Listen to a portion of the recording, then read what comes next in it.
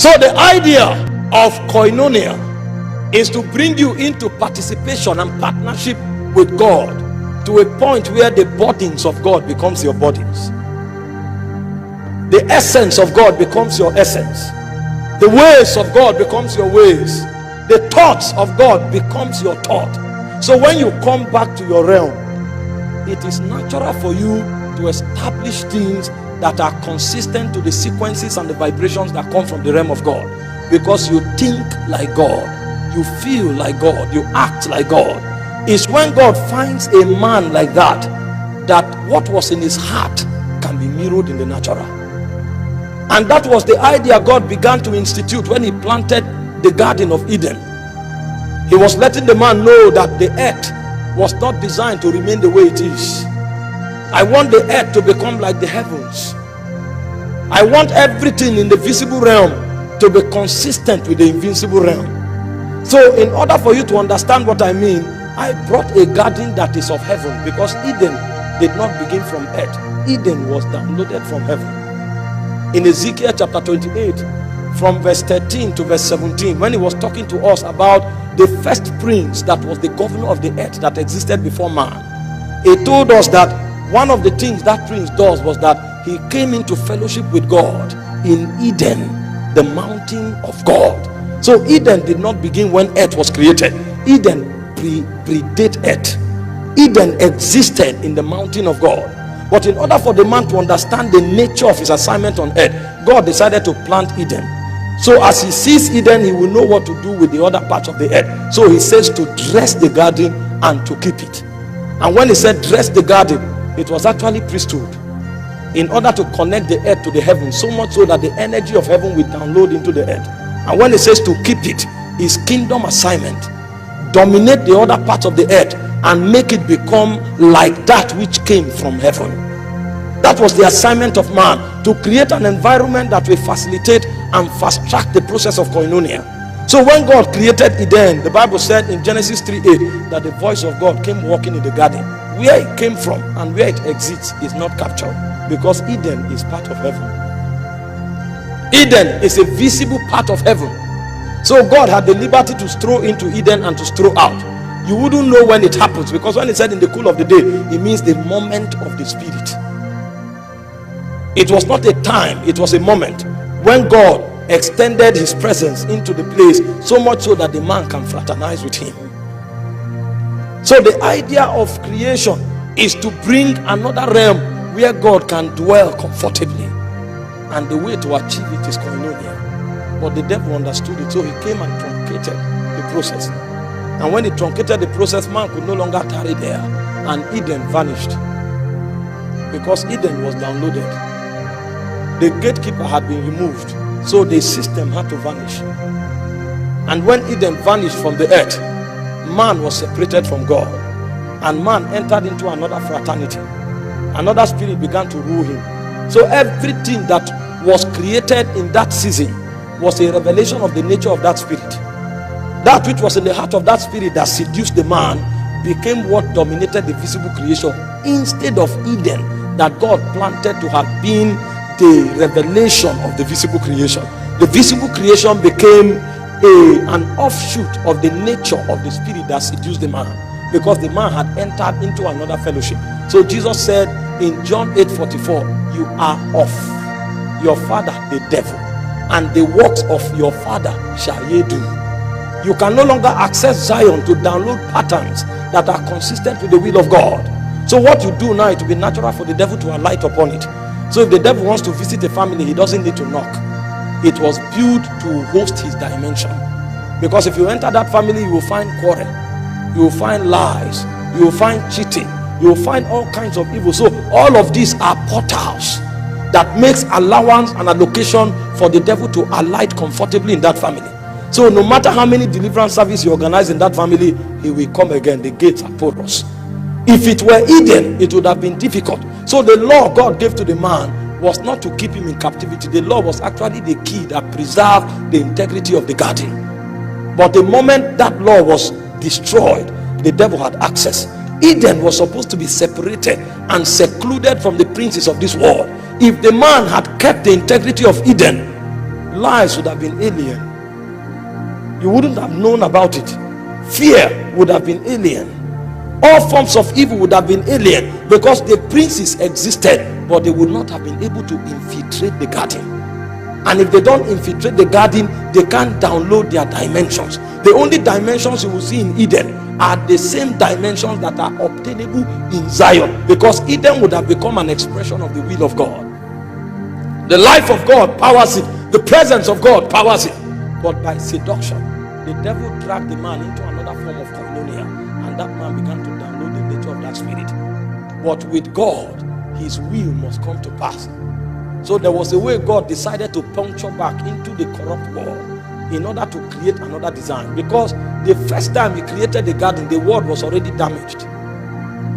It's like entering an ocean with an air ball or a balloon, so to say, and you are in the balloon. The balloon will float on the water. So long as the water doesn't enter the balloon, you will breathe oxygen until you puncture the balloon, right? That was what God did when he began creation. Because in Genesis chapter 1, the Bible said God created the heavens and the earth, and he stopped, and he said, and the earth was void, and darkness was upon the face of the deep. Now judgment was passed on the earth, because the first earth had been destroyed. So what God came back to do was to recreate the destroyed earth, and the way to do it was to download heaven into earth.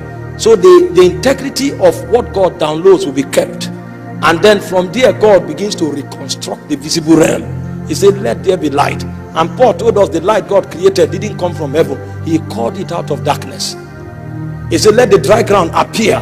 He began to recreate the earth that was already destroyed. The same way, after Adam fell, God now had another intention to bring another kind of Eden, to create another possibility that is not corrupt and infiltrated by the old earth. Of course, the one Adam had sabotaged. And the way to do it was to seduce another man to come out of what was in existence. And he said to Abraham, come out from your country. Your country is run by another philosophy. Another spirit is the governor of what you live by. He said, come out of it. Because Abraham was the grandson of Nahor, and Nahor was one of the princes of Nimrod that built the Tower of Babel. They had mastered the visible realm. So there was nothing else in the world that appealed to them. They had studied all kinds of wisdom. So they wanted to go to the cloud and find out what exists there. But you can't take corruption into perfection. That which is incorruptible, you can't journey from corruption into that. You can't carry corruption there. It is alien to it. So God came and divided their language. So the way to bring back heaven to earth was to separate somebody from the earth that has already been compromised by the nature of the spirits of this world. He said, come out of your country, come out of your kindred, come out of your family to the land that I will show you, and then I will bless you. And I said that calling that God gives to a man is what we call the drawings of his spirit. Every spirit that wants to get your attention will seduce you, because they know that their language may be alien to you. If you were given to immorality, for example, and we come and say purity is the way of the kingdom, the first thing you will start thinking is, how is it possible to be pure? And then when somebody talks about purity, you will think what he's trying to say is that God is helping him. Because that language is alien to you. In fact, if somebody comes and says, I'm a virgin, either you think the person is lying, or you assume the person is not informed. Because the language of where we live now is normal to live for the way you want. And when you finish, come back and cry, God will forgive you. And then you keep on. You don't know that there's another realm. There's a language. So when the spirit comes, he won't begin with language. Because if he begins to talk to you, his standards will be too high. If God comes, for example, and begins to talk from his realm, you can't interact with him. So the first thing the spirit will do is that he will go back to the potters in your soul that the devil have taken over, and he will begin to seduce you. You are somebody that likes elegance, he will show you elegance in the kingdom. You are somebody that likes to rap, or you like to show yourself, The moment you come into the kingdom, after 1 week, they'll say, come to the altar, lead the, okay, I can lead some. So you now start coming because you want to sing, because you like to show yourself. The spirit is trying to seduce you. Meanwhile, when he's done seducing you, he may now send you to become an intercessor. So you will not appear on the altar again. So he's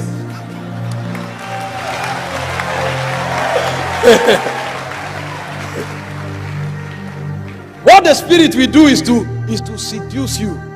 He knows the things that the devil have perverted in your life. He will go back to those gates and bring superior wisdom.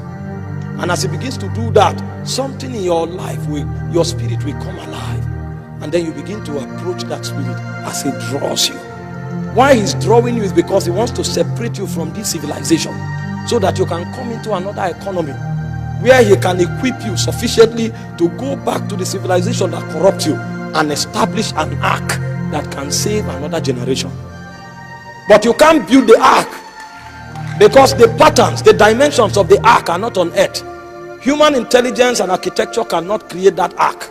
The dimensions of the ark are in the heavens. But for you to be equipped to build that ark, the spirit will seduce you back to Zion.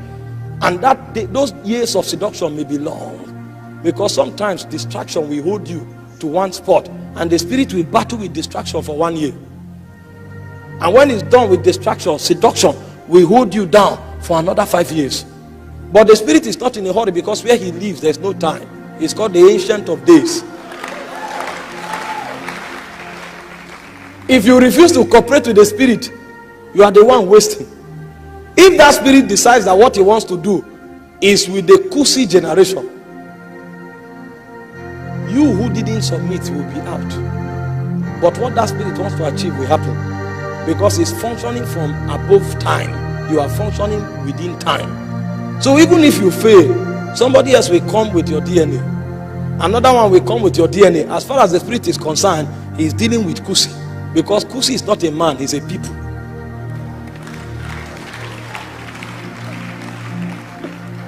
The day the spirit is able to seduce you, that day your journey into participating with the divine is activated. And then the spirit shows you a dimension. Because when you enter into God, you discover there are many dimensions. The angelic realm reveals to us the multifaceted dimensions of God. So when Michael shows up, you see the strength of God. And if you see Michael, you think God is all about power, until Gabriel shows up. And then when Gabriel talks, he uncovers mysteries that were locked for many generations.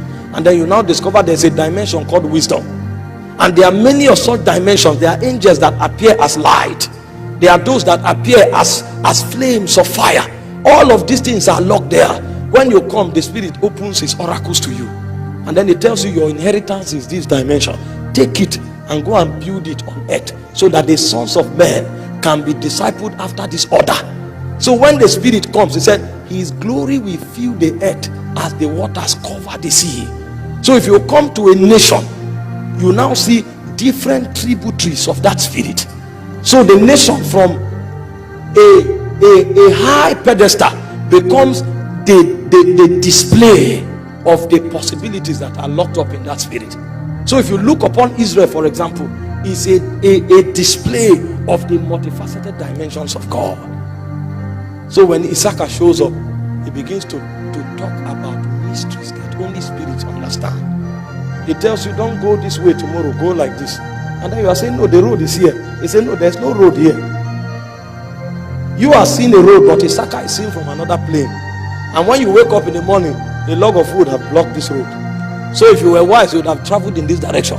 So when you look at that is a dimension of that spirit. It was an architectural work that a man who entered into God pioneered. So the reason a spirit seduces you is to bring you to a place where you can pioneer his ways. You can pioneer his life. You can pioneer his wisdom, so that a generation can be formed after that order. That is the first thing the spirit desires of you, to be wooed to him. Because if you receive intelligence from another spirit, it will become corruption. And in order to ensure that you will do that thing for a long time, the spirit will give you laws. Those laws are your consecration requirement of perfecting the will of that spirit. So sometimes a spirit wants you to become a prophet, and then it brings you a burden for 1 year. He said, pray in the night. Meanwhile, that prayer in the night for 1 year is so that you can hit a prayer quota of 10,000 hours before you break into the energy level of the prophetic. So your 1 year can become 10 years, because the 10,000 prayer quota, you may deliver it for 1 year, and you may choose to deliver it for 10 years. So every week you wake up, you say, "Kai, oh boy, I'm tired this night. Oh, no easy." What? You have increased your wilderness days. My brother, no, I'll continue next week. Or you now wake up, you see a pretty lady, you now follow her for 3 weeks. After 3 weeks, you go for dinner with her, and then you come back after 4 months. You say, Lord, I'm sorry. And you think you are outsmarting God. That you I'm sorry, he will forgive you. But the problem is that there is 10,000 hours that must be covered.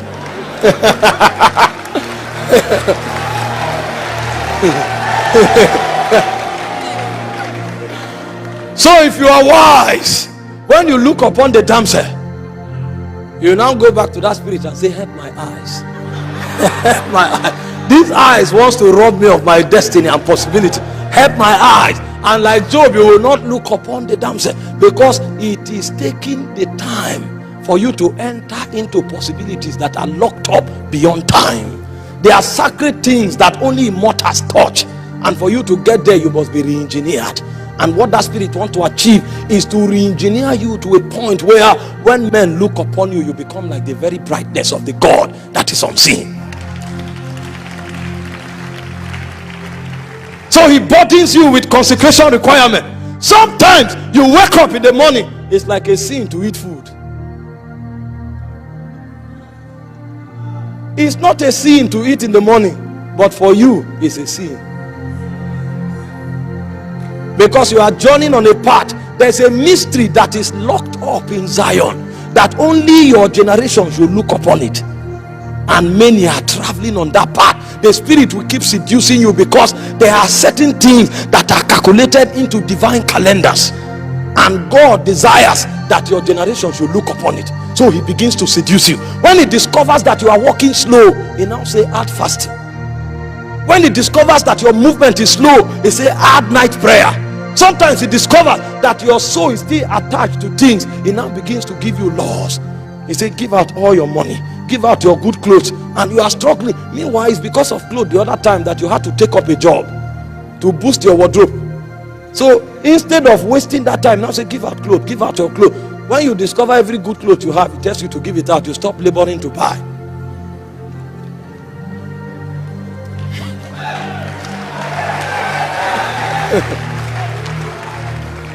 Empowerment doesn't begin with impartation. I'm telling you why some of you who are supposed to become voices in Ghana have not yet been heard.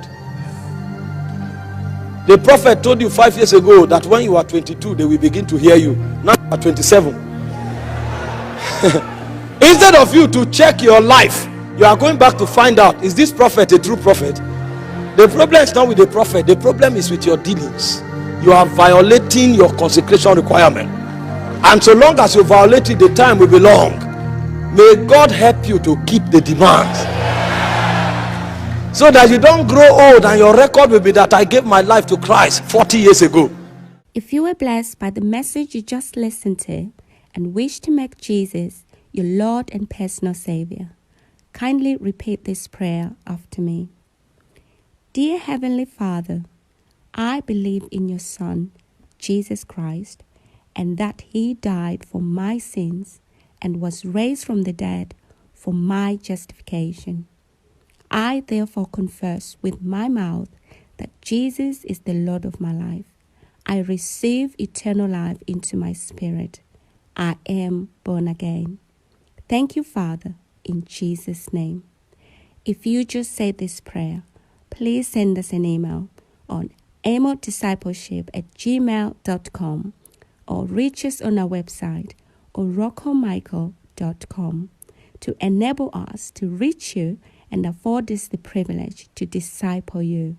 God bless you.